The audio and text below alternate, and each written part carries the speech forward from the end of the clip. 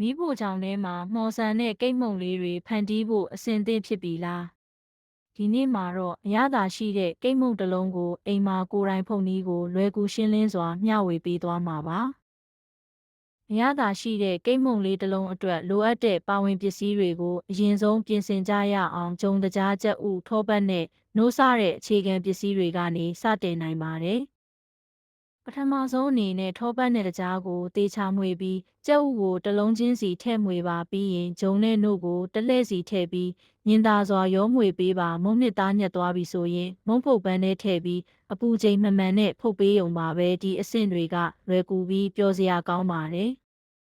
ဟဲ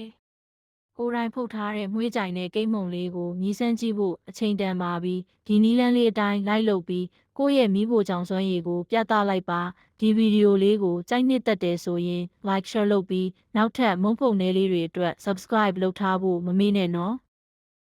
မီးဖိုချောင်ထဲမှာမှော်ဆန်တဲ့ကိတ်မုန့်လေးတွေဖန်တီးဖို့အဆင်သင့်ဖြစ်ပြီလားဒီနေ့မှာတော့အရသာရှိတဲ့ကိတ်မုန့်တစ်လုံးကိုအိမ်မှာကိုယ်တိုင်ဖုန်နည်းကိုလွယ်ကူရှင်းလင်းစွာမျှဝေပေးသွားမှာပါအရသာရှိတဲ့ကိတ်မုန့်လေးတစ်လုံးအတွက်လိုအပ်တဲ့ပါဝင်ပစ္စည်းတွေကိုအရင်ဆုံးပြင်ဆင်ကြရအောင်ဂျုံတကြားကြက်ဥထောပတ်နဲ့နိုးစတဲ့အခြေခံပစ္စည်းတွေကနေစတင်နိုင်ပါတယ်ပထမဆုံးအနေနဲ့ထောပတ်နဲ့တကြားကိုတေချာမွေပြီးကြက်ဥကိုတစ်လုံးချင်းစီထည့်မွေပါပြီးရင်ဂျုံနဲ့နို့ကိုတစ်လှည့်စီထည့်ပြီးညင်သာစွာရောမွေပေးပါမုန့်နှစ်သားညက်သွားပြီဆိုရင်မုန့်ဖုတ်ပန်းထဲထည့်ပြီးအပူချိန်မှန်မှန်နဲ့ဖုတ်ပေးုံပါပဲဒီအဆင့်တွေကလွယ်ကူပြီးပျော်စရာကောင်းပါတယ်ဟဲ